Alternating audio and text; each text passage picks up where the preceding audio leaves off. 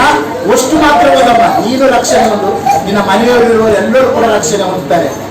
ಮೊದಲು ನೀ ರಕ್ಷಣೆ ಹೊಂದು, ಆಮೇಲೆ ನಿನ್ನ ಮನೆಯಲ್ಲಿರುವ ಎಲ್ಲರೂ ಕೂಡ ರಕ್ಷಣೆ ಹೊಂದುತ್ತಾರೆ. ನೀ ಚಿಂತೆ ಮಾಡಬೇಡ, ನೀ ಅಳಬೇಡ, ನೀ ಕುಡುಕನಿಗೋಸ್ಕರ ಅಳಬೇಡ, ಗುಟ್ಕ ತಿಂಬವನಿಗೋಸ್ಕರ ಅಳಬೇಡ, ಒಂದು ರೋಡಿನ ಬೆಳವಣಿಗೋಸ್ಕರ ಅಳಬೇಡ.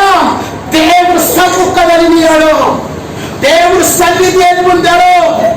ಪಾಸ್ಟರ್ ಮುಂದೆ ಆಗಲಿ, ಅವ್ರ ಮುಂದೆ ಆಗಲಿ, ಇನ್ನೊಬ್ಬರ ಮುಂದೆ ಹೇಳಬೇಡ. ಗಾಡಿ ಕಡೆ ಮೋದಿ ಮಾಡಿ ಹೇಳಬೇಡ. ಮನೆ ಬಂದು ಬಳಗದ ಮುಂದೆ ಹೇಳಬೇಡ.